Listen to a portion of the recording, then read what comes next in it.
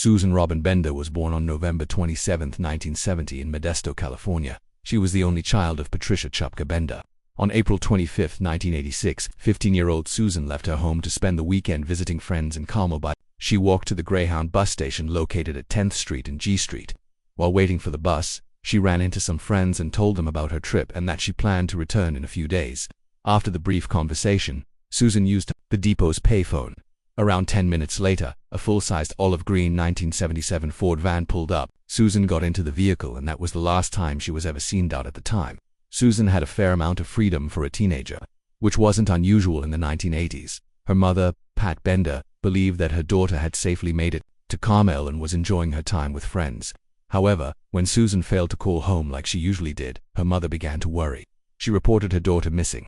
On May 1, 1986, detectives quickly suspected that something terrible had occurred. One investigator told the local newspaper that they had evidence pointing to foul play in Susan's disappearance. That Pat Bender revealed that Susan had run away twice before but always came home shortly afterward. She explained that everything between them had been good in the months leading up to her disappearance and saw no signs that Susan planned to run away again. She also shared that an unnamed male person of interest had been found in possession of Susan's diary, phone book, and clothing. Although police questioned the man and believed he was involved, he was never arrested, despite what they described as significant circumstantial evidence.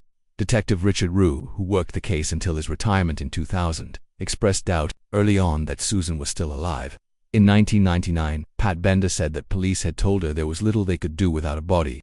That same year, Rue reflected on the mystery, saying, "Susan Bender just fell off the face of the earth." What struck investigators and the community as most unusual was that no credible information ever surfaced about her fate, and no one had come forward with answers. In the late 1990s, speculation emerged that Susan might have been a victim of Lauren Herzog and Wesley Shermantine, two childhood friends from Linden, California, who were later convicted of killing several women in the nearby Stockton area. Their spree of violence spanned the 1980s and 1990s, and it was believed they could have had over 15 victims. Susan's disappearance fit their victim profile, and although it was never confirmed, the possibility remained. Despite extensive investigations into Herzog and Shermantine's crimes, no direct link to Susan's case was ever found. For decades, Susan's case remained unsolved. Family, friends, and the community continued to push for justice. In 2021, Susan's friend Sandy Silveria publicly asked, "Where is she? What happened to her? Whoever did this, they have to be held accountable." That October, the Modesto Police Department announced it had reopened Susan's case, hoping new technologies might uncover long-buried answers. Investigators said they had identified fresh areas of opportunity and believed there might be previously unknown individuals with valuable information. In 2022, the department reiterated the importance of remembering that Susan was a child with a family who had endured 36 years without answers. Detectives expressed hope that the passage of time may finally encourage witnesses to come forward and bring closure to a case that has haunted Modesto for decades. For years, the disappearance of Susan Robin Bender remained a haunting mystery with no closure or justice for her loved ones. The Modesto Police Department emphasized their responsibility to provide answers, stating it was their duty as an agency to bring some level of closure, with the ultimate goal of achieving justice. Then, on Thursday, August 17, 2023, a major development was announced. 76-year-old Raymond Lewis Stafford had been arrested in connection with Susan's death. Stafford was taken into custody 2 days earlier, on August 15, in Wills Point, Texas, about 50 miles east of Dallas, where he had been living for approximately 5 years. He appeared to have been hiding in plain sight for decades. An arrest warrant had been issued on August 10, and it was members of the Van Zandt County Sheriff's Department who carried out the arrest without incident. Stafford was booked into the county jail in Texas and charged with the murder of Susan Bender. At that time, Modesto police did not release details regarding the circumstances of Susan's death or the specific evidence that led to Stafford's arrest. Questions were deferred to the Stanislaus County District Attorney's Office, which also did not provide further comment despite requests from newspapers and radio stations. No official information was released about how Susan may have died, whether her remains could still be recovered, or what recent breakthroughs led to the formal charges. However, the Modesto Police Department released a statement expressing deep gratitude to the Stanislaus County District Attorney's Office, the California Department of Justice, and the Texas authorities involved. They credited the collaboration between these agencies for making progress in a case that had long gone cold. From the very beginning, detectives suspected foul play and had a person of interest early on. According to court documents filed in Stanislaus County, investigators traced the olive green van Susan was last seen getting into to Stafford, after he was arrested in connection with a separate burglary case, just 1 month after Susan's disappearance.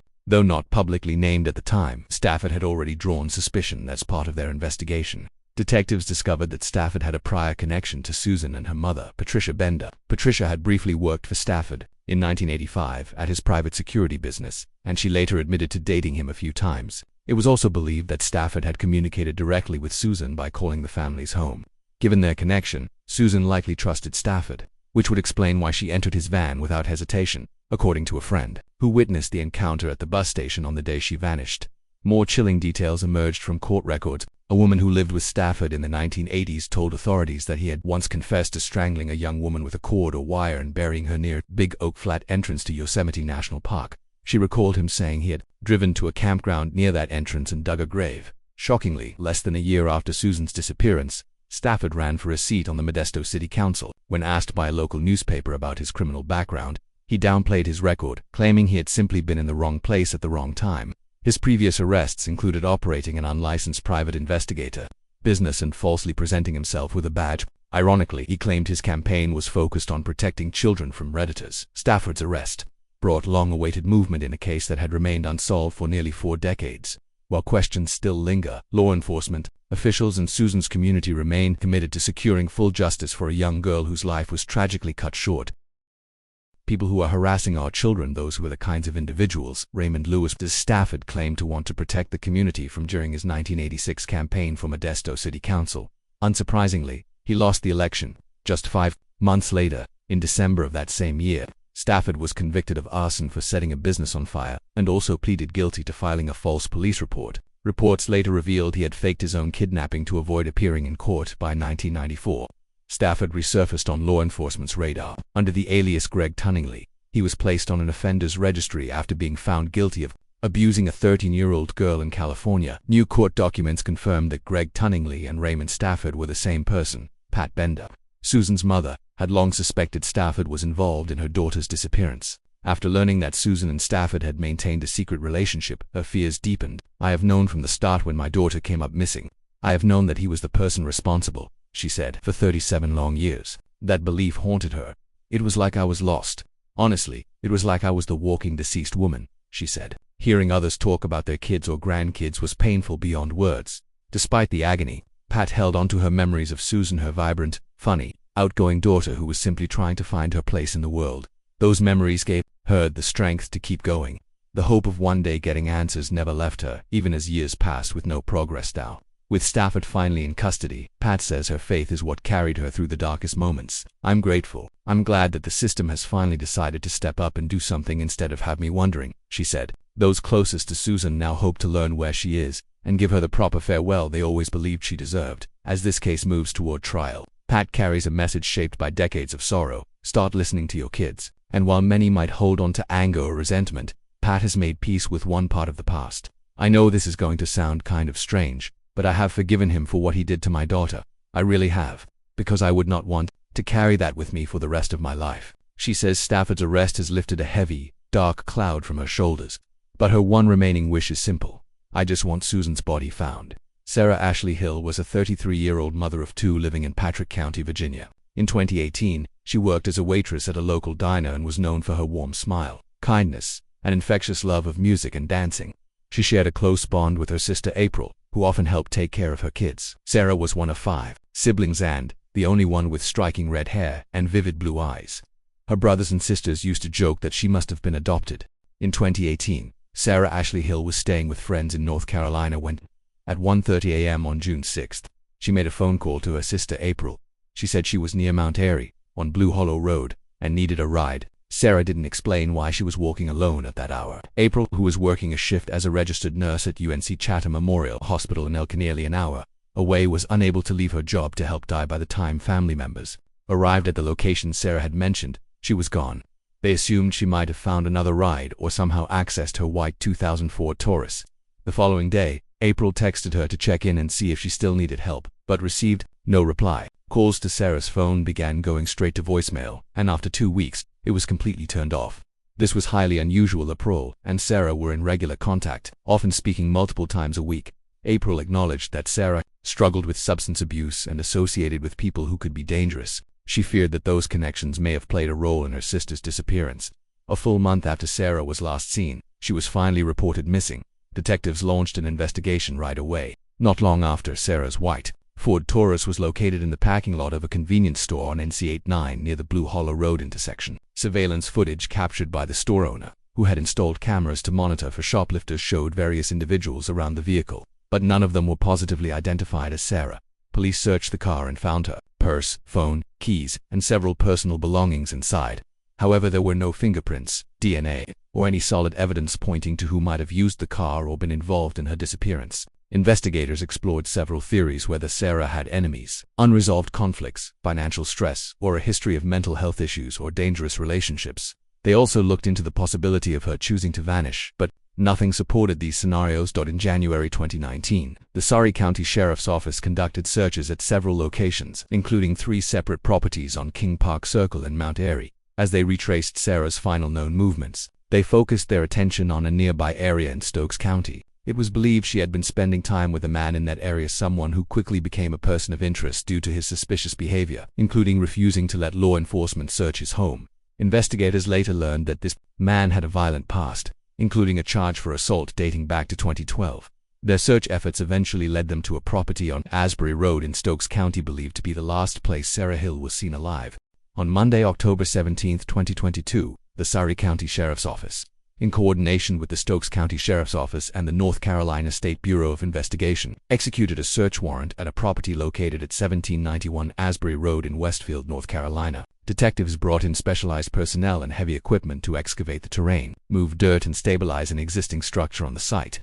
Beneath the floorboards of the building, they made a tragic discovery: human remains. The remains were sent to Atrium Health Wake Forest Baptist Medical Center for forensic examination. On October 20, 2022, an autopsy confirmed what investigators had feared: the remains were those of 33-year-old Sarah Ashley Hill, who had been missing since June 2018.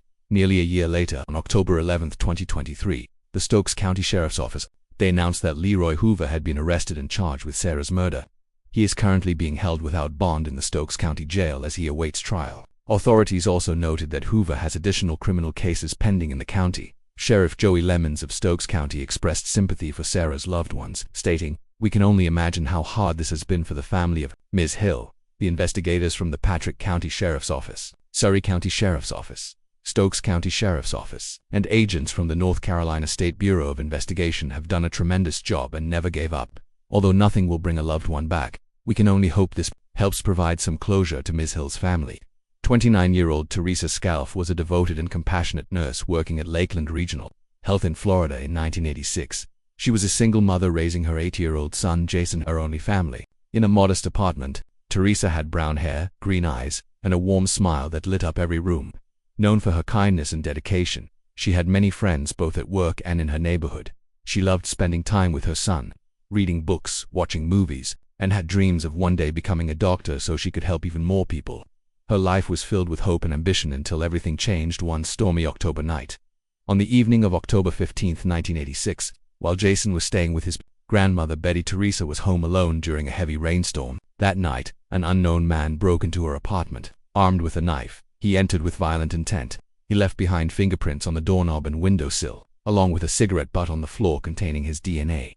The intruder attacked Teresa with a knife and attempted to assault her, but she fought back fiercely, trying to defend herself.